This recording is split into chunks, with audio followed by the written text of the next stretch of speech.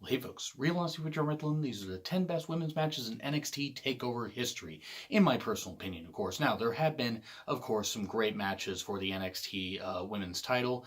For the, just in general, some of the women have had some great matches anyway, whether the title's been on the line or not, and a couple of those matches are going to be featured on this list. But since I can't feature every single match in this list, and since it's only top 10, 3 honorable mentions. Kairi Sane versus Shayna Baszler for the NXT Women's title at NXT TakeOver Brooklyn 4.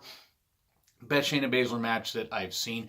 I'm not necessarily the biggest Shayna Baszler fan, as many of you know, but I will give credit to her and give credit to Kairi Sane. That was actually better than the finals of the Mae Young Classic. Both had advanced more as far as being in their WWE careers. Even though Kairi was further along in her wrestling career, her and Shayna did have some really good chemistry, and what a hell of a finish it was. And also, and forgive me as I look down at my notes, Asuka versus Nikki Cross versus Ruby Riott at NXT TakeOver Chicago 1.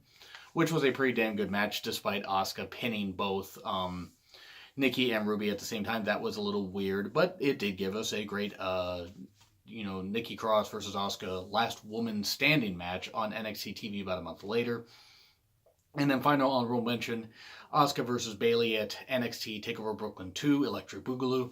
That was pretty good. Not as good as their first one, which I will talk about later in this list. But now, let's get the countdown started proper. Paige versus Emma at NXT Arrival. I don't care if this was or wasn't called an NXT Takeover. And if the first NXT Takeover didn't take place until, May of 2014. NXT Takeover Arrival, Paige and Emma are getting their just due. What a match this was. Great submission wrestling. Both these women showing just how fucking good they were. I mean, and for a number, now Emma is still good now, don't get me wrong. But they were allowed to be the first, or part of the first live special that the WWE Network was going to broadcast. And that did have its technical quibbles, and, enough of that. That doesn't deserve to be on this list, or at least talked about on this list beyond that. Paige and Emma really did cut a great pace here. Great submission wrestling, great, grappling, some great hard hits. Really good stuff. Both these women, you can make the argument, didn't have a much better match in their WWE careers beyond this, even though I have one other match with Emma featured a little higher. This may have been the apex for Paige, the Paige Pex. I don't know what I'm saying anymore. This was still a very, very good match, very enjoyable. And whether it was officially part of TakeOver or not, NXT Arrival's getting a mention here. I'm not going to forget about that event, and nobody should forget about these two young women that did such great work and really delivered probably the show-stealing match of the card. Yes, there was that Neville Bo Dallas ladder match for the NXT title, but the ladies were talked about more, and this showcased just how great their wrestling was. So that's why it's here on this list. Number 9, Asuka versus Mickie James at NXT TakeOver Toronto. Yes, the idea was, could Mickie James, after a long hiatus from WWE, could she still hang with, and did she still have it? Of course, ignoring the whole fact that she had a bunch of matches, really good matches in TNA, now Impact Wrestling, for a few years, and let's just ignore the whole train incident with James Storm. I'm sure that they would all love to forget about that. That was a terrible angle. But Mickie James had a kid with her husband, well now husband Nick Aldis, who's Magnus, the current NWA champion. At least as of this recording, and recording this bit before All In, so who knows what'll happen. But this was a really, really damn good match. Mickie James, could she still hang? Could she still do well? She was hanging with somebody, I think, wrestling Asuka. I think her and Asuka are about the same age. Mickie might be a couple months older, but this was so, so good. Mickie did show that she still had it, and plenty of it. She still has it even now. I think she will still have it into her 40s. She is that good of an athlete, that kind of one-of-a-kind performer. Her and Asuka did create some good magic. The finish was a little bit out of nowhere, a little bit odd. But Asuka getting the win was the right call, don't get me wrong. I'm not saying that Mickie should have been the one to beat Asuka for the title. But it was still good stuff. And Mickie earned a full-time contract here, and now I believe is currently dealing with an injury. Hopefully she is going to be back soon. But both these women cut such a great pace, it deserves its place on this list. Number 8, Sasha versus Charlotte at Our Evolution. Yes, this took place at the end of 2014, when the women's division from Paige versus Emma and everything had just risen up. And the idea was, could Sasha, hang with Charlotte? Charlotte, who had won the title at the May Takeover. Could Sasha hang with Charlotte and finally be the one to beat the Queen? You know, who was becoming the Queen? She was becoming the Queen of NXT. Even though Sasha was a boss, Charlotte was the Queen. And yeah, you know, the whole thing. I kind of hate the whole thing of, like, you know, the taglines and the nicknames, whatever. Nicknames have been around in wrestling for a number of years. This was really, really good, though, as you would expect between these two women, and they've only gotten better in the ring since this match has happened. Really nice to see them in, I don't want to say their infancy, because they had really established their characters by this point, but this established that even in defeat, Sasha was going to be somebody to challenge for the title, and it was really good stuff, so I recommend you guys check this one out. Number 7, Natty versus Charlotte at the May Takeover, the very first Takeover, well, the very first under that Takeover brand. Sweet Jesus, this was great. This was to crown a new champion after Paige had gone up to the main roster. Paige had beaten AJ Lee for the Divas title, that butterfly belt. Let us never forget how ugly that belt was. No matter who held it, that belt was hideous. I mean, it just was. It made it devalued the women so much and made them seem like they were just Barbie doll types. Even if you had legit, you know, female athletes that were holding it, no one looked credible holding that thing. Not even Charlotte. I love Charlotte. You know, like maybe not as much as others, but Charlotte, as far as a legit athlete, could not make that thing seem good. That's why they had to rebrand it as the Women's Championship of WrestleMania 32. But anyway, Natty versus Charlotte was the finals for the tournament to crown a new NXT Women's Champion. And going with Natty wouldn't have been the worst call in the world. But I mean, I'm kind of glad they didn't, because Natty did need to come up to the main roster at some point. But just the added spice of Natty having been world traveled, Charlotte having only been in NXT and been active as a wrestler for about a year, maybe a year and a half. I mean, it really hadn't been that long, because she got into wrestling shortly after her brother tragically passed away, her brother Reed. And this was great stuff, though, because Natty was a great veteran, and I mean, still is, don't get me wrong. But she helped Charlotte, and even though Charlotte got it and had it from an early stage, Natty brought a lot out of her and really did help establish Charlotte as the premier woman, the premier female athlete in NXT, and maybe all of WWE at the time, though they did have some great athletes even back then.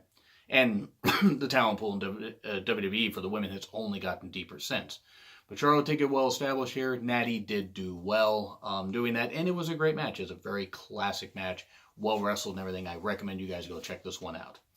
Number 6, Sasha versus Charlotte versus Bayley versus Becky at NXT Takeover Rival.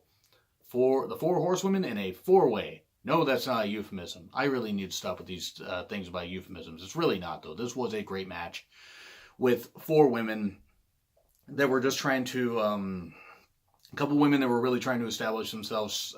Charlotte was the established champion, had been champion since May of the previous year. This took place in February. This is just really good. Sasha was going for her rematch. She was trying to, prove that the whole thing of losing to Charlotte a couple months before was just a fluke, not a whale fluke. Bayley was trying to prove she could hang. And Becky was trying to prove that she wasn't just a typical Irish stereotype, that she could absolutely hang. And this was damn good stuff. Really enjoyable. All women pulled out some great, great moves. And Sasha was the one that's come away with the belt. It was really damn good. And began Sasha's great heel run as champion. I mean, she'd already been a heel up to that point, but her great run as champion, great heel stuff. I really did enjoy Sasha's run as champion because she could play a heel really well. And if you saw my previous rant that I did about women, the women deserving better, including certain women like Sasha, Bayley, Becky, Asuka, and the Iconics, I threw them in there too. And don't get me wrong, there are plenty of women that deserve better, and it's not just them. I'm not trying to, play favorites, but I pointed them out. Sasha plays a much better heel and should be a heel at this point.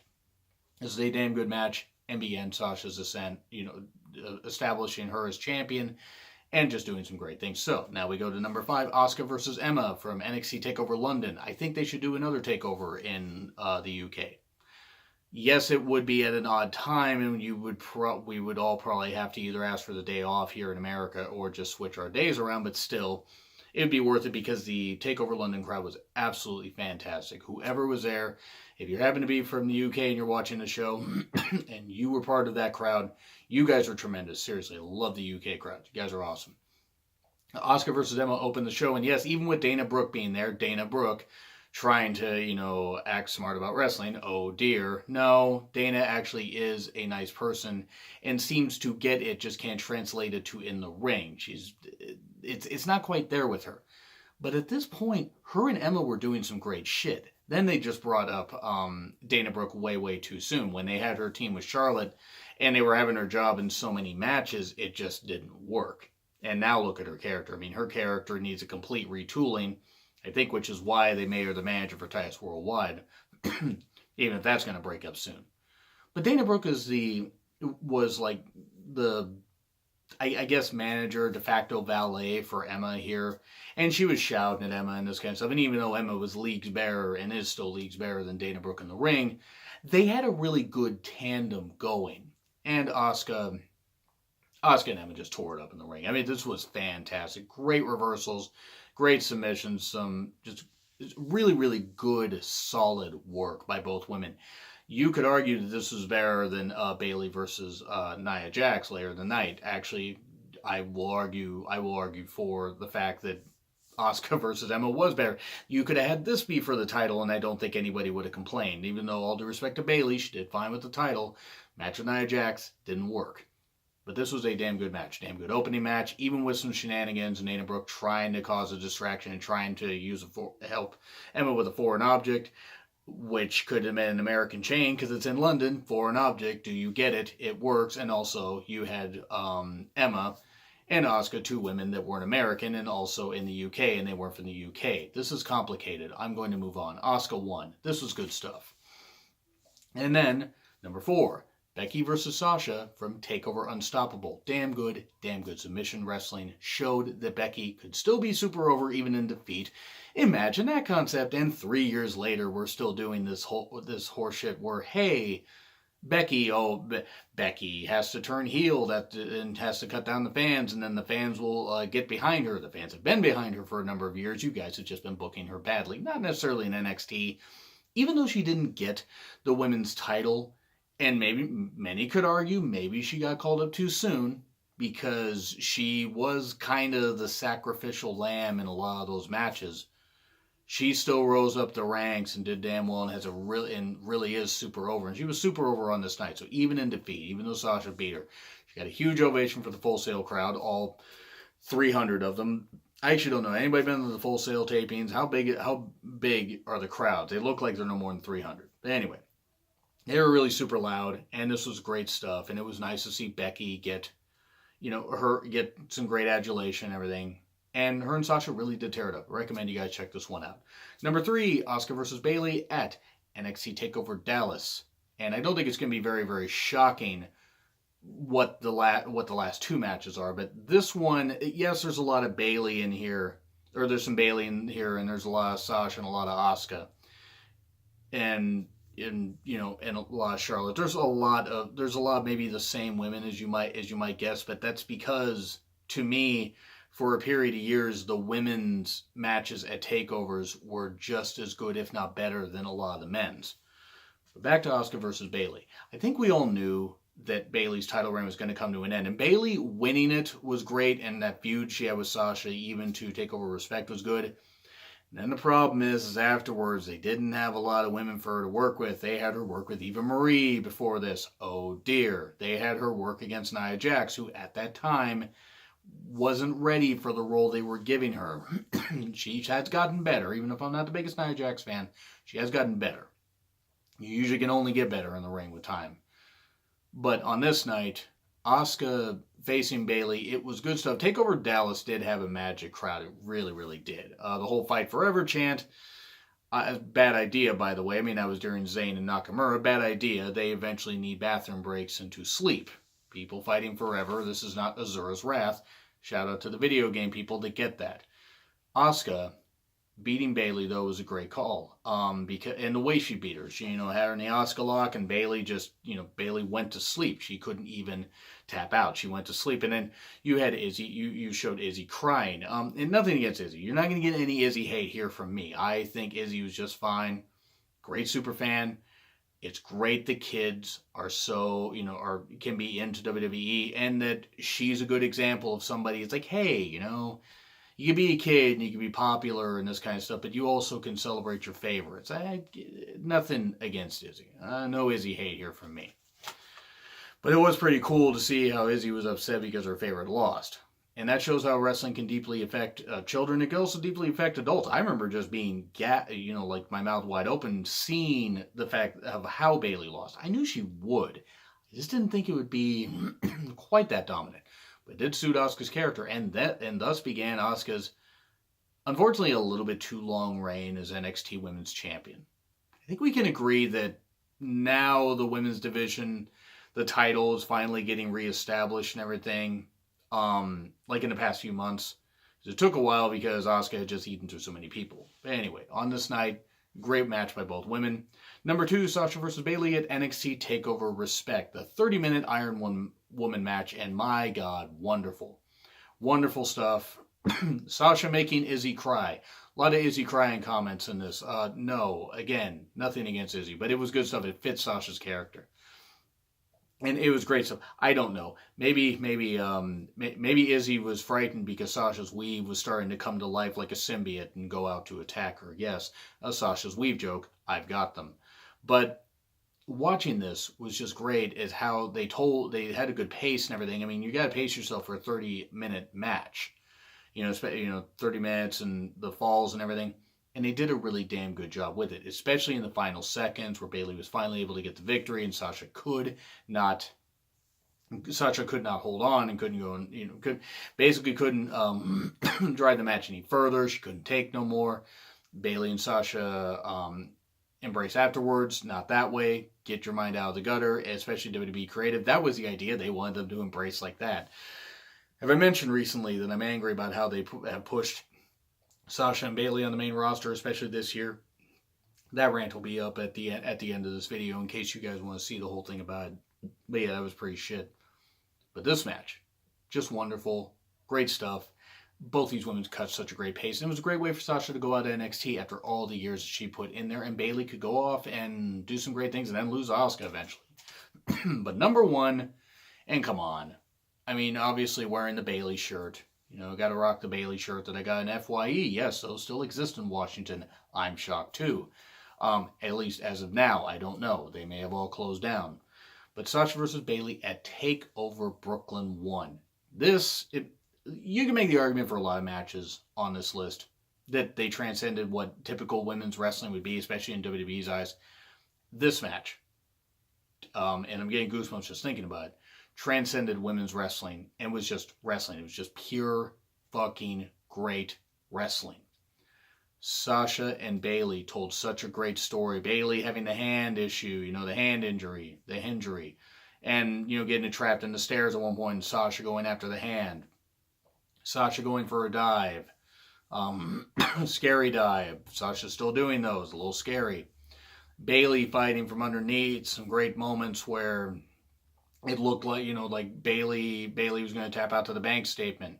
And again, getting goosebumps. Don't want to show you on camera, but getting massive goosebumps and a hair staying up on the back of my neck.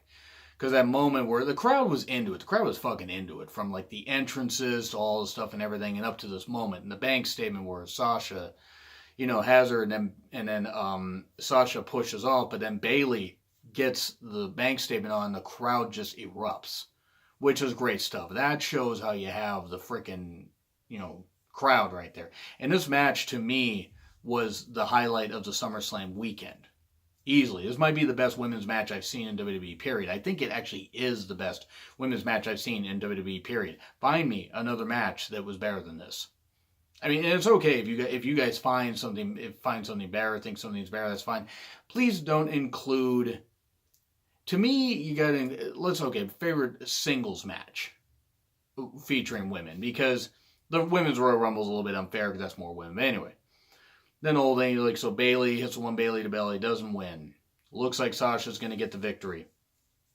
Just some scary bumps that they were taking and everything. And then Bayley hits that, reverse run off the ropes. Hits that second Bayley to belly. The crowd explode. 1, 2, 3.